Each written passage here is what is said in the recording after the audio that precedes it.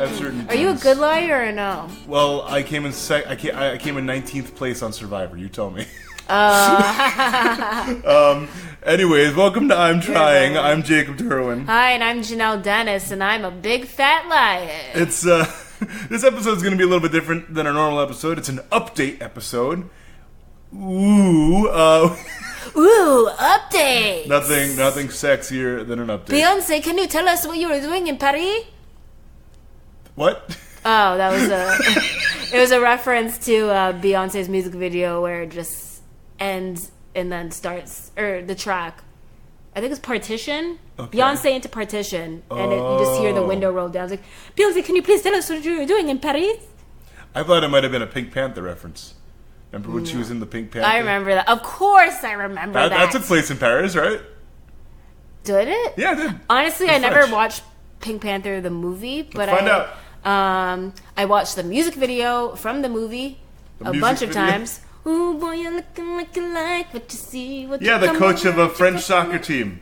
French. That's what Beyonce was doing in Paris. She was searching for the Pink Panther diamond. With Steve Martin. In 2006. In 2000. Yeah, just a good 10 years before this video came out. She was there for a while. She was reminiscing on it hard. Yeah. Anyways, I wanted to let you guys know what's going on for the next couple weeks. Announcement. We have a new spin-off show, or second format, or what do we want to call it? I want to call it a bonus, but it's technically not a bonus, because like no one... Yeah. Right now, no one's paying for stuff. No, right now, it's all free. Appreciate this. Yeah, a bonus. I don't know. It's like a mixing it up. Mm-hmm. It's a new format. It's a new format. It's like if you guys are married to this podcast, this is like, if you felt maybe you were getting a little bit tired of it or a little bit stale. I don't think you would feel that way. But let's say if. This would be like if the podcast, your partner, introduced something new into the relationship. This is that. This is... Are we like swingers? What's going on? Why does it have to be swinging? There's so many other things that you can introduce into a marriage. I mean, we are bringing on like a lot of guests at once. A new coat of paint. Oh, a coat of... A new... renovating the powder room. What, the powder room? Where do you think we live? What are you talking about? Does your apartment have a powder room? I feel like most houses in Canada have a powder room or like a half bathroom in the foyer. There's no bathtub, but it's just a sink and a toilet. Well, yeah, okay. Yes. I don't call that a powder room. I just call it a half bath. But whatever. Half bath. Half bath. Anyways, the new format, the little bonus show, whatever you want to call it, we're calling it I'm Trying Harder. It is going to be a kind of free-for-all / debate style where we welcome our friends into the I'm Trying studio, a.k.a. my apartment, and we... I mean, sometimes it's the studio. Sometimes. And we give them pizza and maybe a little bit of wine, and we give them the opportunity to complain about things, essentially, and you guys at home are going to decide which thing they complain about is worse. That's the idea. They're going to try to convince each other of their point. Yes. We're still figuring it out. But so far, I think it is magically, in the words of Canadian singer Howie Day, it is collided. Oh. What were you going to say? Oh, I went to the wrong band. Sorry. I was thinking about Vertical Horizon. 90s one-hit wonders, man. Anyways, it's one of those things where you're going to probably listen to the growth and evolution of this thing. The main show, the I'm Trying interview format is, we pretty much understood what we were doing as we came in. We knew what kind of questions we wanted to ask. We knew what kind of people we wanted to bring on. Mm-hmm. We knew what we were looking for. This is more of we want to bring people on who are just friends. Maybe they don't have some massive thing to promote, but we know they're funny, or we know they're talented, or we know they're interesting to listen to. Maybe they've even been on the podcast before and want to come back for... Do something a little more loose. Yeah. Yeah, and loose is the word. There's going to be stuff in the harders that would never make the main show. Yes. This is I'm Trying After Dark sometimes. Yes, I'm Trying After Dark. There you go. It's going to have... I just love that there's a cat sitting behind me right now. Yeah. It's going to be that kind of thing. So you're going to really hear us working it out, and I think that'll be part of the charm of the show, if you ask me. Yeah. Damn, I'm Trying After Dark. I mean, in terms of the pun and the words and all of that, I'm Trying Harder is way better. Oh, yeah. Definitely I'm Trying After Dark is the vibe. You can think about it that way, even though the name is I'm Trying Harder, which is a great name. Thank you to my mom for helping me come up with that name. It's a Mama great name. Durbin really She pulled through with that one. Absolutely. But yeah, that's what's coming up. So for June, the second week of June and the fourth week of June are going to be I'm Trying Harders.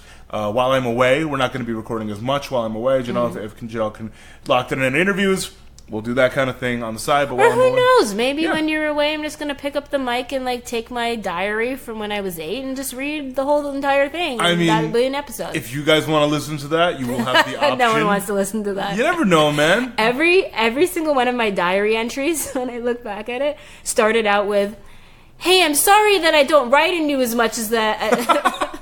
Every single one started with that. Sorry, I haven't written in you for 2 years. Oh my.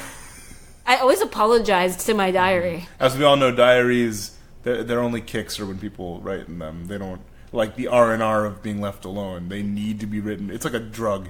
Yeah. Ink drug. Ink high? Ink high. Is ink a thing? Is ink like a name of a drug already? No, but it could be. All right. It could be a strand of, no, CBD, but that's like not a drug. Hey, drug dealers. Ink. All the drug dealers who listen to the podcast, don't credit us. We want nothing to do with this. Ooh, what if we make a CBD, not THC, this will be completely legal. Okay. CBD is completely black liquid. That sounds And you vape it. terrifying. Yes. I don't touch any of that stuff, and I would scooch away even further than I normally would if it was completely black. Yeah, completely black. You smoke it, and I guess it would just come out as regular smoke because we can't. Christ. If it could come out as dark, that would be amazing. Oy. And then it's called ink. But you have to say it like ink. And then the typography would be like, splotty, like ink blots. No, I was thinking like script. No, like tattoo parlor style. Sure. Like tattoo parlor window. Hack tattoo parlor window. Which is all, I guess that's redundant. That's all tattoo parlors. Yeah, that will undoubtedly give someone stomach cancer. Or something worse. I don't know. But yeah, we're really excited about the new format, and we hope you enjoy it too. And in the meantime, we're going to still have all the old feed open. You can go back, listen to old episodes. We might re-upload an episode or two with a few favorites for any new listeners who haven't heard them. What have some of your favorite moments been so far? Yeah. I mean, for me, I love the Jeffrey Emerson conversation a lot. It was both really funny and incredibly insightful for me into what it means to try to make a career as an entertainer in New York City. Mm-hmm. He has a moment in the episode where he talks about just, if you're going to try and do it, you can't leave, because when you come back, it's going to be gone. Yeah. Which was something I needed to hear, I think. Because I was having certain doubts about the city, and I realized I'm already kind of building something, and if I bail, it's going to be a lot harder to build later. Yeah, you lose that momentum. Yeah, and so that was a really insightful conversation to me. Any excuse to bring on my fellow reality show alums has been really great. Love the Fishback episode and Andrea episode. Andrea's story. Andrea's so funny because her stories, if you haven't listened to them, you can go listen to Andrea Belke Gets Trampled by Horses /Feelings. And these are intensive, traumatic things that she is talking about. She got her mouth bust up by a horse. Yeah, and she takes it all with such stride. Even in the moment, I remember even when it really did happen, and we were all getting real time updates. She was being so funny about it. Yeah. It's just incredible to me, and so hearing her talk about it is always amazing. Mm-hmm. Stephen Fishback, this is a guy who I personally kind of idolized for a decade before I ever met him, and the fact that we got him on and that he is so friendly. I learned a lot from his episode. From the Survivor thingies, which it was really interesting to me because I thought I prior to meeting any of you guys, I thought that a lot of it was fake. Yeah, I don't blame you. I thought that people were getting food behind the scenes. There's no way legally that this could be real, and it is, and that's amazing. Yeah. But what even in his episode, he had Hearthstone. Yeah. I still haven't looked into that, but I probably should. I still play it probably at least a couple times a week. I love that game a lot. It's a magical card game? It is. If World of Warcraft was a card game, and it's amazing, and I highly recommend it. What about you? What are your fave moments so far? I'm biased. You're allowed to be biased. Leah Abrahams has a bad Ariana Grande. Sure. One of my favorites. Not just because she's my best friend in the entire world, but just the build-up of that story and her interactions with us as well. Like, just how she just like, oh, hey, like, she had this one part that when I listened to it back, I listened to all the episodes. Yeah, I have to. Yeah. Over and over again to make sure I did it right. That's true. I listened to it. I'm like, Jacob, you forgot to take this out. Jeez, yeah, I don't know why I sound like Marmaduke's mom. Or not his mom, the kid's mom. I know what you meant. Marmaduke reference, everybody. There you go. There's your 2019 podcast. Just a millennial making Marmaduke references. That's actually going to be the spinoff of Trying Harder. Cause sorry guys, we were lying. It's actually Trying Harder. It's just going to be all Marmaduke. Millennials and Marmaduke. That's it. The Marmaduke retrospective podcast. We're gonna have Jeffrey Emerson back on as because he looks like the kid from Marmaduke, like a grown up version. He also looks like Tintin. Hold on. Kid from, you're Googling kid from Marmaduke. I may be totally off the mark on this one. I mean, maybe. Is there the cartoon? I'm just seeing Marmaduke. You know, is there a live action Marmaduke? Yeah, it's not good. Nah, man. This is going to be like Aladdin. I mean, maybe. I don't know. Marmaduke got some bling for Christmas. It's a gold chain with a bone around it. Well, that's the whole joke. Anyways. Sorry, where was I going with that? You were saying there were certain moments in the Leah episode because... I was listening to it back. I can't remember. Yeah, I know, I remember. We were listening to it back, and she has this moment where she goes, "Yeah, because if this happens, then I'm fired." You know what that means, right? Yeah. Fired, no fired. Job. You know, like no job, no. Leah is just homeless on the street. You know what fired means, right? Yeah. Something about how she delivered that just like had me cracking up, and like the fan. Well, if you haven't listened to it yet, spoiler alert, how the fans react. The revolt.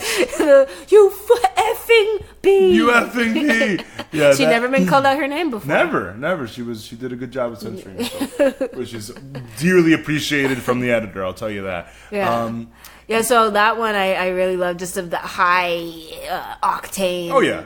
Well, that episode also showed me there is a really clear way to do this show in an efficient, funny way, and it might be kind of weird to people at home, like, what are you talking about? I think this was the episode that made me realize that if we can really put an entire episode's focus on like one story, it really makes for a good episode, because the whole episode is this one crazy story that is just like, you know, obstacle after obstacle, and in being that is just this beautiful narrative. Yeah, and that was similar to the Jess Solomon episode where she there's not snakes on a plane, but I guess snakes of a different variety. Catch my drift. Oh, I mean, that is an amazing episode. Jess was so cool to meet, and she's a great storyteller, obviously. But I'm trying to think of some other also, highlights. the Mark Norman episode that just came out was just like that.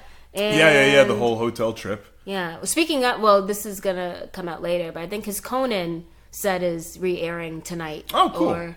Yeah, so he's still getting that syndication. Yeah, with the stand-up. Even though he doesn't have his own show, didn't come to fruition. Soon, it'll happen. Was a crazy story. Mark Norman's episode also inspired me and my friend who I mentioned in the podcast, my friend Brian. I went to visit to try him. CBD. No, what are you talking about? I went to visit him when I went to visit my parents back home, and we spent like an hour and a half, 2 hours. Like brainstorming a game show concept. Oh yeah. To try and pitch one day, and it's a fun idea. Actually, I won't say anything on the podcast, but we had some fun ideas. So I'm excited about it. Yeah, he tweeted, and I remember I had no context to who this person was when it came through, and I just looked at it quickly, and I thought it was hate tweets. No, and part of me got excited. Oh, no, yes. Brian would never hate tweet us.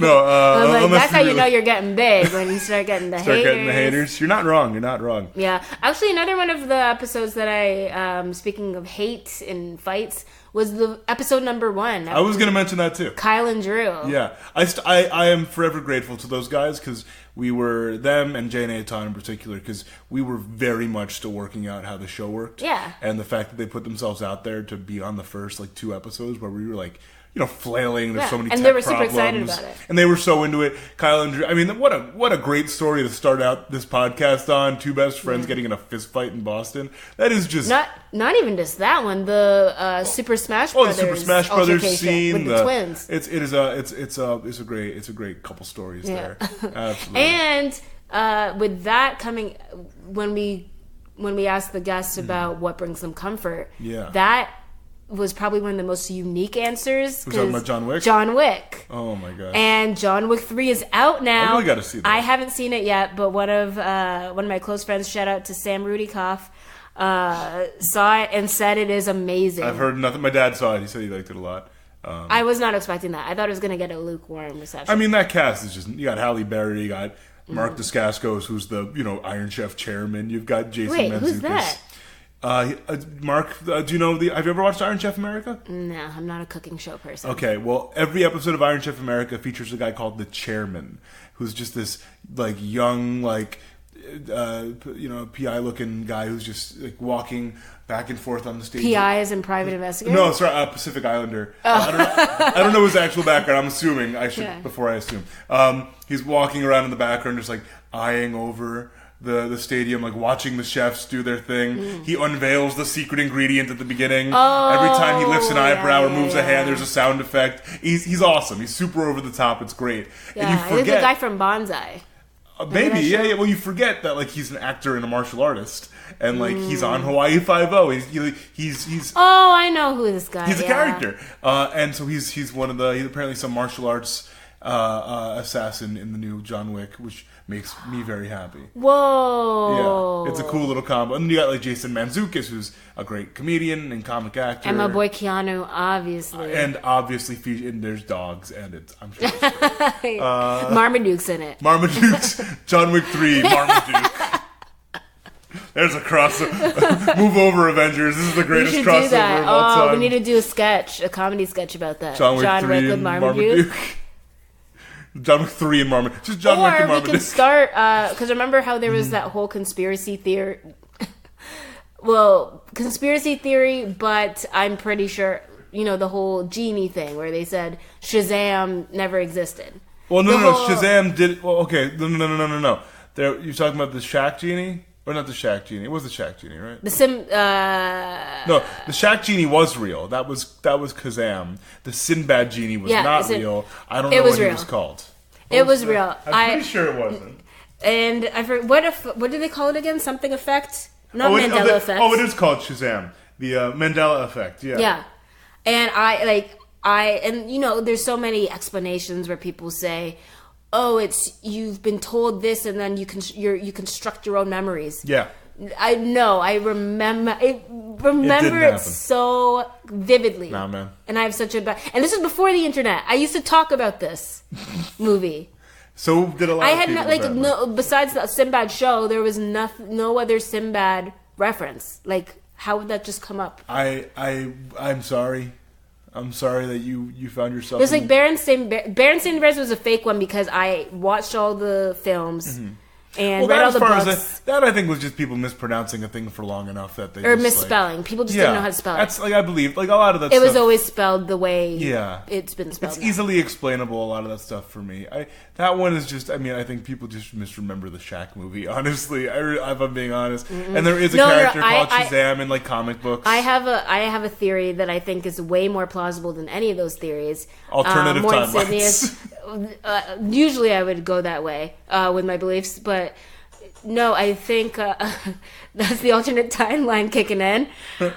I do think that Shazam movie came out and that it was so close to Kazam that legally they got a cease and desist and had to wipe everything clean.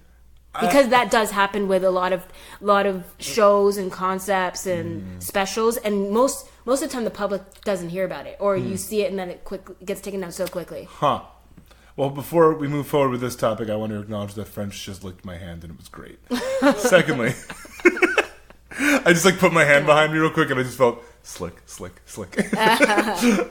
That's all. The reason I brought up the Mandela effect is because I want us to convince people that a young Keanu Reeves was the kid in Marmaduke. We can do that. We're going to try and trick okay, so right here, a whole right generation, now, yes. we are announcing our scheme, our plan to convince as many people as possible that a young Keanu Reeves but you're going to edit this part out, and the part where I say trick. We're just going to talk about it. Okay. Normally. No. I'm saying I'll keep this part like on file, and we can like once the whole world is talking about how Keanu Reeves had something to do with Marmaduke. Yeah. We'll play this and we'll be able to mark it. The date is May 28th. It's 11:56 p.m. in Bushwick, Brooklyn. Yeah. We're going to say there was a live action Marmaduke movie that Keanu Reeves was in. That's more believable. Okay. Live action Marmaduke movie that Keanu Reeves was in as a kid that got wiped clean for whatever reason. And then and then we had a 2010 version of Marmaduke that was not nearly as good. Yeah. Okay. Deal. Yeah. Actually, I really think we should just put this out in the world. Our audience is not gigantic yet. I think they could help us. We do get this. it on Reddit. Yeah. So Everyone's talking about guys, if you're, we're not gonna. Yeah, we'll keep this in. Guys, if you're listening, spread the word. Make a Reddit post. Come if you're good with visual effects editing. Help us out. We'll make a Photoshop thing, fake poster. And it's perfect because I'm not sure who was the movie production company or distributor. I feel like it's not Disney, so they're not really going to come hard for us. For the Marmaduke movie? Yeah, they're not going to be like, that never happened. Take this down. The Marmaduke film that did happen was, God almighty, produced by John Davis. I mean the company. Davis Entertainment. Yeah, So exactly. We're so not safe. A massive We're so thing. safe. And Keanu's not going to say anything. He's so nice. Yeah, I mean, the leading roles were like Owen Wilson and Judy Greer and Fergie. It's not exactly. We're gonna be okay. Fergie came and sang the national anthem. Yeah, as a probably as a cat or something. Or, I don't know. Yeah. We were playing the Fergie national anthem for French this weekend. No joke. My mom hadn't seen it before. This past weekend you did this? Yeah, my mom hadn't seen it before. And so I was showing that to her. Oh, boy. And then I showed her the remix, obviously, the Fergie national anthem remix that the players were dancing to. And there was a meme of it where they do a dog doing the same note that sounds exactly like one of Fergie's notes. And French got scared. I don't blame him. It's terrifying. It's terrible. I don't like it. Bombs bursting in air. Nope. Anyways, yeah, I think that'll wrap up for a little update episode here, and we'll keep you in the loop once again. So for the next month, there's going to be 2 new I'm Trying Harders. Yeah. New format, and then we'll get back on our normal schedule. We're going to intro those as the episodes come out. Yeah. Right. Well, also, I don't even know if there's going to have normal intros. I might just we don't need they might. intros. Yeah, they're very loose. They're kind of self-contained little tidbits, and so we'll throw them up when the time comes, and I hope you enjoy them. And in the meantime, if you want to come see me on tour, you can go to my Twitter or Instagram page at Jacob Derwin. There's a little link. What cities again? Oh, well, there's a little link in Rattle them off. I got it. There's a little link in that bio. You can look at all details. I'm playing. Excuse me. I'm playing 2 shows in Ohio, Kent, Ohio, Stowe, Ohio, nearby each other, back to back. Then there's a show in Pittsburgh at the Tiny Bookstore, which is adorable and great, and the owners have been awesome. Then I'm heading out to Chicago, playing the show in Wheaton. Chicago. Yeah, man, playing a show in Wheaton, Illinois, just outside Chicago at My Half of the Sky, which is a really lovely organic cafe and store. Then heading over to Minneapolis, doing a brunch show at Egg Roll Queen in Falcon Heights. Yes, I'm playing in an egg roll cafe. I'm very excited. Heading down to Des Moines after that, playing Talk, Coffee, and Books. It'll be a midday show as well. Then there'll be a small break during my trip where I'm just going to be visiting some friends, driving across the country, all that kind of stuff. Hitting Philadelphia towards the end of the month. Philly. And, really excited. Going to Cheltenham, which is just outside Philly, playing the Cheltenham Community Arts Center at Elkins Central. Elkins Central is an old train station that they've renovated into a performing arts center, which is pretty cool. And then I'm coming back, and the last show of the tour will be July 3rd here in New York City at Rockwood Music Hall. Damn. Legendary Rockwood Ending Music Hall. in a bang. Very excited. So yeah, once again, all those details, all the information, links in my bios. on Twitter and Instagram. Maybe I'll include it in the description here if I remember. And come see me. It's mostly free. The Philly show is like $10, but everything else is free. Yeah. And I just appreciate you coming. Will Sammy Kappa be out there? I'm gonna ask her to, and even if she can't come, I'm gonna see if I can visit her, because Sammy Kappa, our amazing illustrator who made our cover art. Our cover art has been a friend for a little while now, ever since the whole Survivor thing, and I want to show her my respect and appreciation, because she deserves it. She's amazing, and I'll if I can just get her coffee at the very least. She deserves it. So hope I can go and see her. Yeah. And do you got anything going on in the next I'm going to be going on tour as well. Woo! I'm going to start out at my work, and then I'm going to go to, you could catch me at the Food Town in the very back aisle where the ice cream and the hot dogs are. It's kind of like a corner, so, it's a midday show. And you can catch me at the Bourbon having bottomless mimosas, trying to get a deal or a discount, because I've done that before. Shout out to the Bourbon. No, comedy shows coming up. If you follow me on Instagram or Twitter, you can find out. One of them being the Comedy Records.